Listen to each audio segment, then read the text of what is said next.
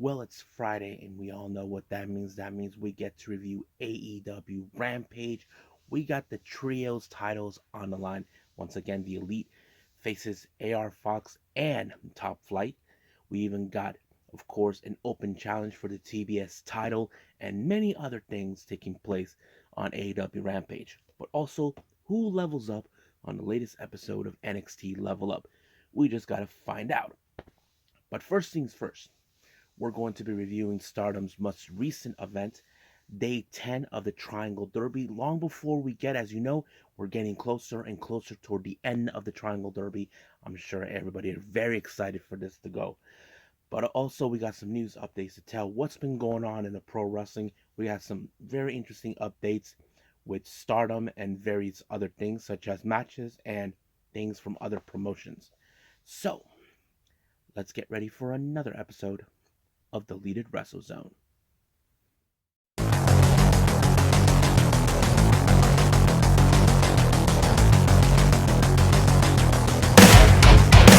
you ready? Get up, get up! Get up, get up! Get up, get up! Get up, get up! Get up, get up! Get up, get up!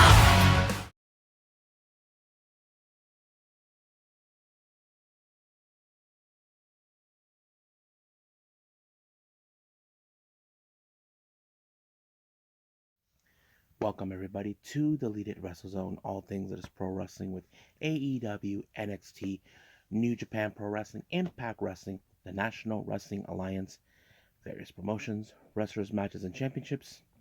I am your host, J Rod here. So, let's begin with Stardom with day 10 of the Triangle Derby. This one was in, of course, in Fuji, I think in Fuji, somewhere around there.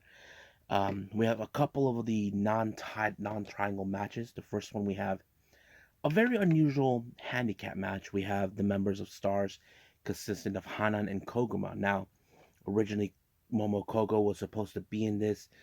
There was still no indication why, but she did apologize to her fans who wanted to see her. But however, their opponents was also a very unusual. Now, I cannot say whether it's Cosmic Angels or Club Venus. We have Natsupoi, Mina Shirakawa, and Mariah May. I have to say it was pretty interesting that they worked together very well.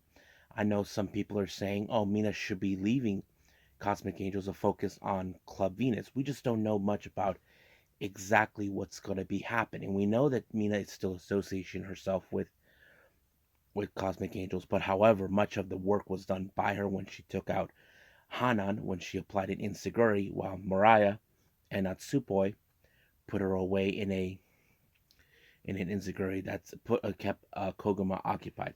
Was practically like an easy match, but that's how it is. Now, our next match, we had a three-way consisting of Yuna Mizumori versus Tam Nakano versus Sayakami Tani, but Yuna Mizumori brought a box of chocolates since it's Valentine's during that time.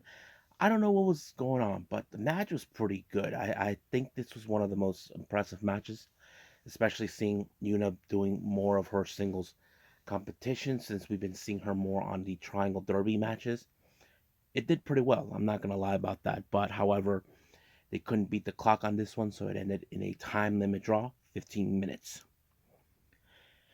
Next up, we got Oedo Tai, consistent of Momo Watanabe, Saki Kashima, and Atsuko Tora. Now, they're not with their gold ship name because they're not involved in the Triangle Derby matches. They take on the members of Stars, consistent of Saya Ida, Azuki, and Mayu Iwatani. Now, you probably would think that this match would have fallen in favor for Oedo Tai due to the fact that they cheat their way through. But however, in this case, it was Saki Kashima.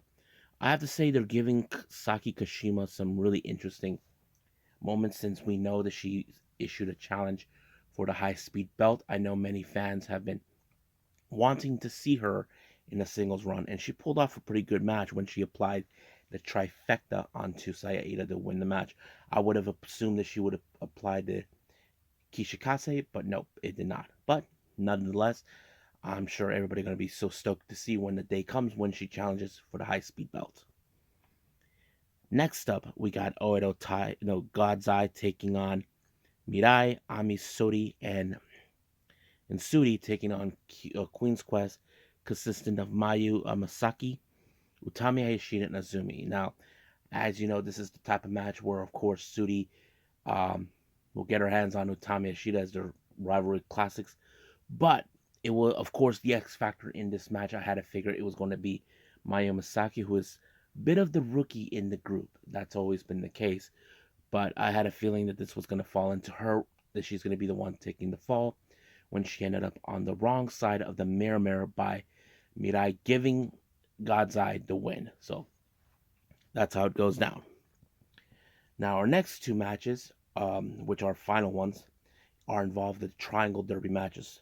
Team number one, we have the members of Lollipop, consistent of Yuko Sakurai, Rina Mikura, and Waka Tsukiyama, taking on Unique Glare, consistent of Aruka Umasaki and the members of Oda Tai, Starlight Kid and Ruka. But of course, they attacked them, stealing their lollipops and all this. It was one of the most brutal matches. But I have to say, this is a pretty good match because we have seen Waka from time to time, who always has how do I say, has improved a lot, but she yet is to pick up her first win. I mean, we're in the middle of February, so some point she should be getting her first win before, or maybe right at the moment of her final match on next month.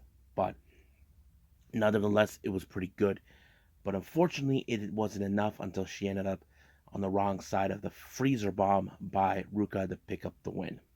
I mean, it was a very good match, but disappointing that Waka did not pick up the win like she should have been. So we'll see what happens then. Now, our next and final match, we have a bit of a DDM showdown. We have Mayhem with C taking on Body Body Bombers.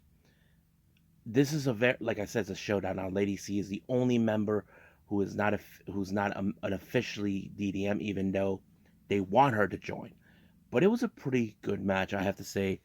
Really impressive because we have seen a lot, but this is one of those matches where it gets emotional because, as you know, Himeka has announced her retirement.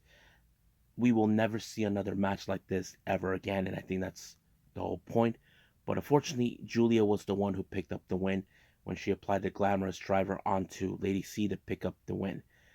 And of course, we are going to be watching her remaining matches until her ceremony that will take place in May. Pretty good show, not gonna lie. Now, I haven't seen the latest one happen on the 17th in Corkin Hall yet. Hopefully, I get a chance to see that soon enough. But until then, we'll just stop from here with Stardom and move on with AEW Rampage.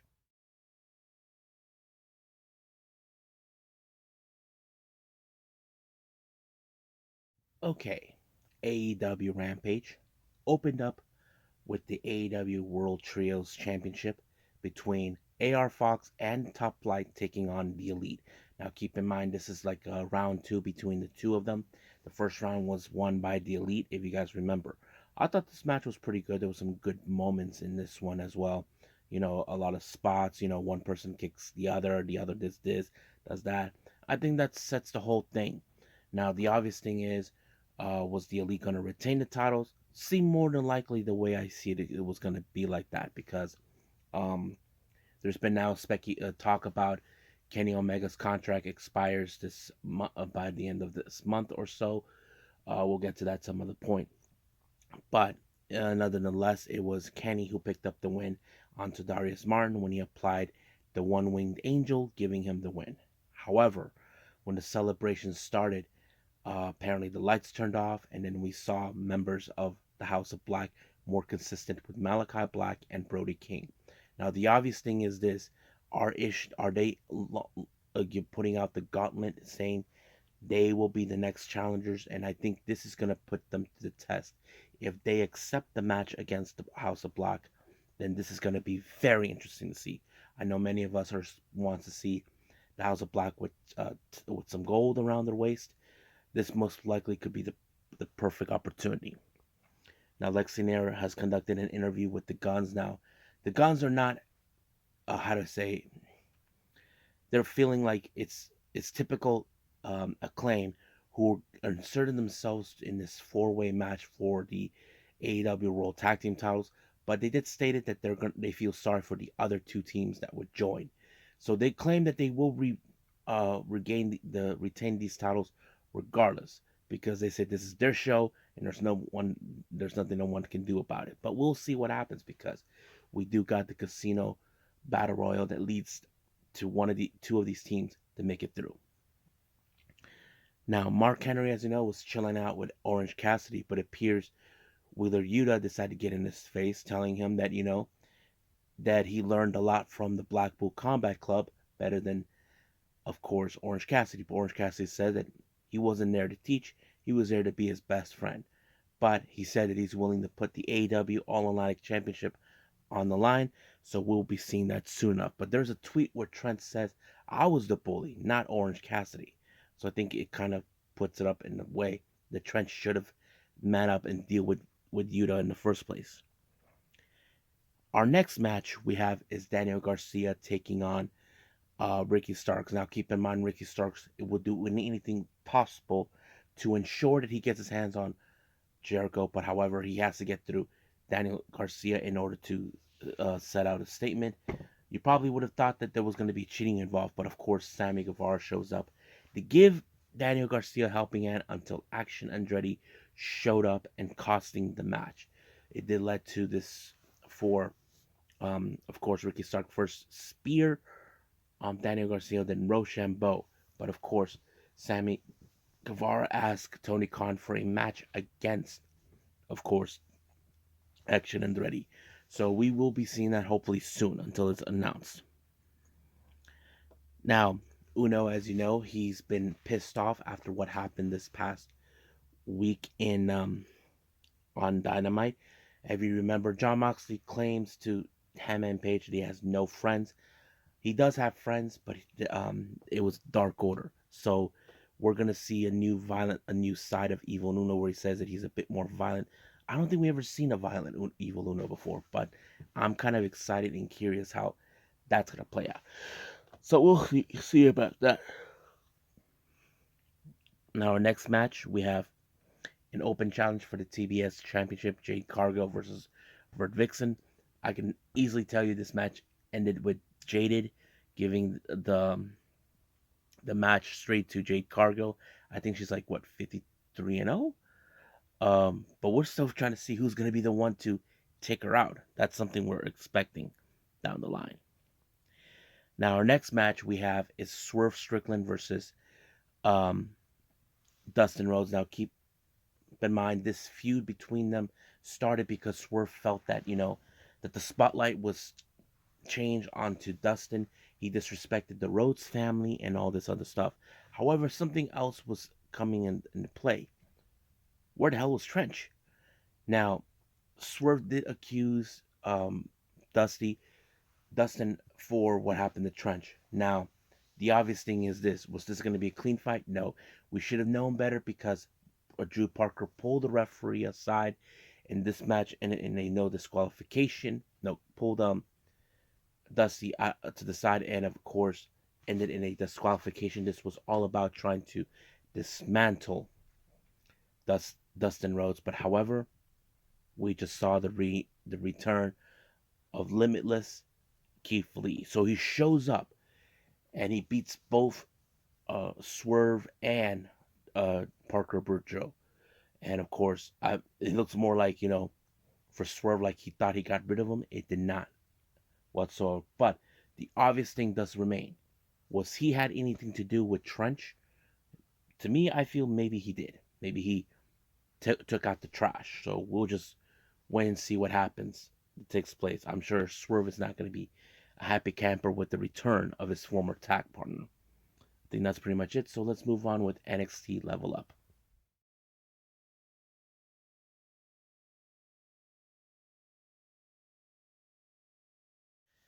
Okay, so who levels up on this latest episode of NXT Level Up? Let's find out. Our opening match, we have Dante Chen making his return. However, we have a very, very special interview with a guy named Eddie Thorpe.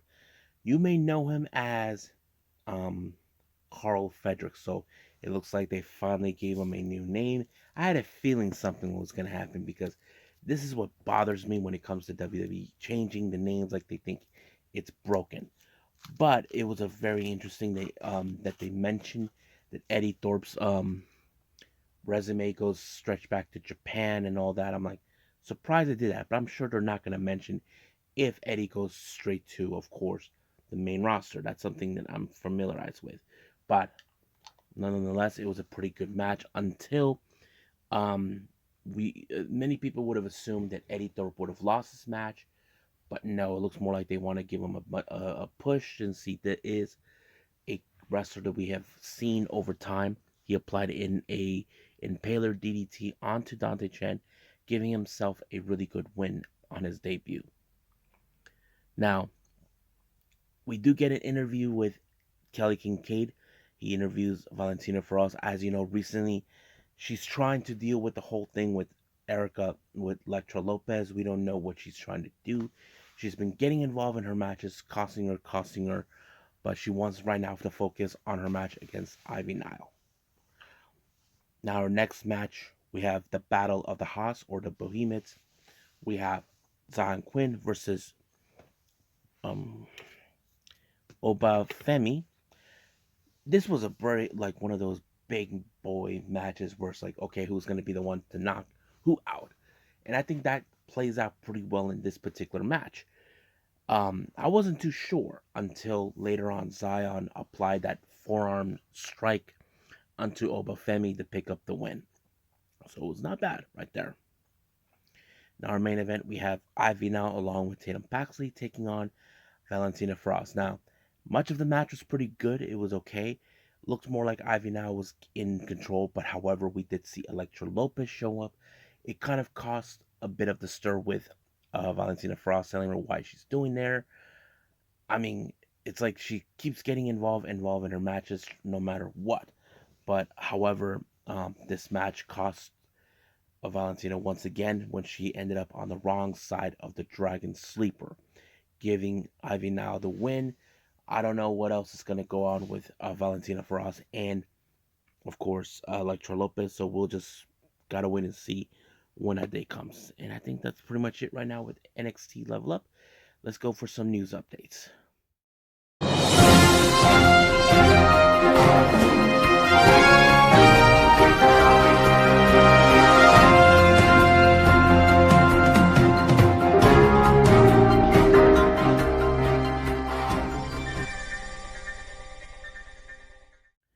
Okay, welcome to our news updates. This is what we have for Stardom so far. Now, you may have heard right now it is the 17th of February. They announced 3 new trainees that are the completed and passed their pro test. Here they are that they announced. We have Komomo Minami, 19 years old. She's about 156 centimeters. Her style of wrestling that she'll be going for is high speed. Very interesting to hear. Then we have Anuko Ueda, who is 181 centimeters tall as Lady C. She's only 22 years old. There has been reports about her that she appeared at a wrestling show, kind of like she was related to Risa Serra of Prominence. I'm not 100% sure about that yet. Our last trainee, Sakura Ishigudo, who's 156 centimeter, 26 years old, black belt karate. Um, she made the announcement that she wants for her debut match to be Julia. Julia gladly accepted it, and I'm kind of curious about that. I wouldn't be surprised if Julia invites her to join DDM. As you know, DDM has been downsizing for for months ever since July, and now it's going to get more downsized in May once Himika retires. I wouldn't be surprised on that, but we will see about that. Now, in related news with Stardom, Sudi has announced that she will be making a play for the IWGP Women's Championship. I kind of figured this was going to happen since she lost that title and now she's going to be aiming higher. Um, I'm sure there's certain wrestlers who in Stardom, for example, like Utami Hayashida, Mayu Iwatani, who already obtained the red belt before, but they haven't yet to accomplish this one. So that is something we got to do. I'm sure for a fact that Sudi will pay attention to this upcoming match between um, Kairi and Mercedes Monet. So that's something we will expect. Now, in other relations, as you know, we got the Cinderella tournament taking place real soon in by the end of March or so. I'm not. Hopefully that's the case. And they announced matches that would be taking place. So this is who we have. We have Utami Ishida versus Nanane Takahashi. Maika versus Momo Watanabe. Julia versus Mai Sakurai. Azumi versus Azuki. Mariah May versus Rina. Sudi versus Tomoka Inaba. Momo Kogo taking on Saki Kashima. Saya Kamitani versus Mayu. Lady C versus X. Now we don't know who that is, but certain people are starting to think possibly is Unagi Sayaka. We just don't know yet. Then we have Starlight Kid versus Haruka Omasaki.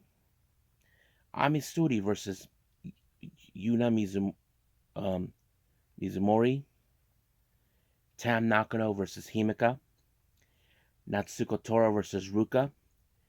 Mirai versus Hanan. Natsupoi versus Mina Shirakawa. Saya Ida versus Miyu Amasaki. And Koguma versus Tekla. And then finally Hina versus another X. Now, stereotypically, many people are speculating that this could be the day where Mina Shirakawa wins, because if you guys follow the Cinderella tournament, mostly the winners would target the white belt. If Mina wins it, I'll be happy for it. If she doesn't win it, I'll be so pissed, because Mina should have been winning the white belt since she got back from her injury, but we just got to wait and see for that.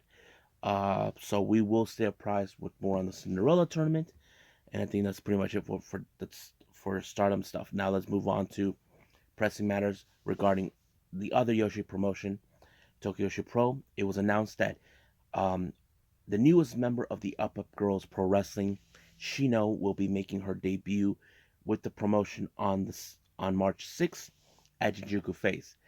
The type of match she'll be involved in will be in a tag match. She'll be teaming up with Raku, taking on Miyu Watanabe and Hikari Noa. So this is going to be interesting, seeing all four members together in one ring. Now, promotion Extreme Pro Wrestling, XPW, has announced that they are leaving Fight TV and they will be having their own streaming services and their own webpage.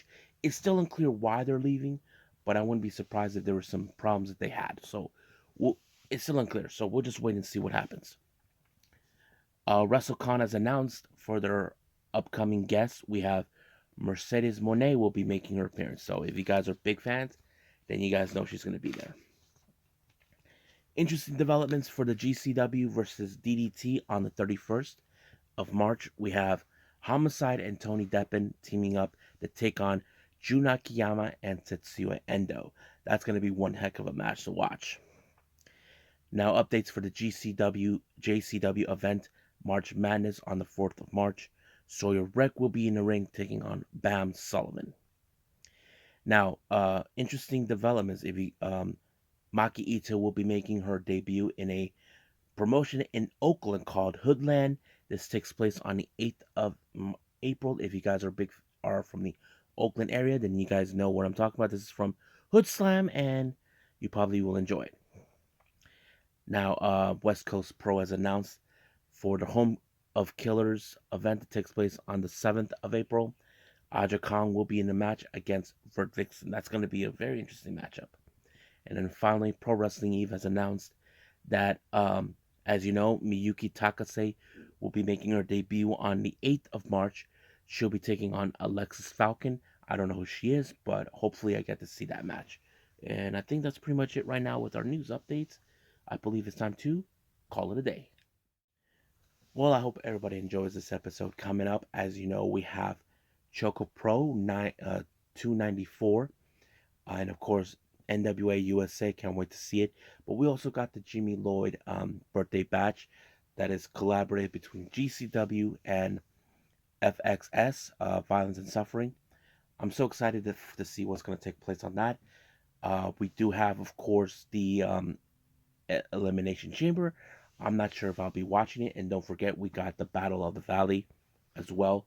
We'll see what happens then. So from then on, we'll just wing it from then on. The weekend's going to be very interesting when it comes to wrestling. So I think that's pretty much it for now. So I will see you guys in the next DWZ time. Same DWZ channel. I must bid all of you adieu. So, goodbye. And have a nice day.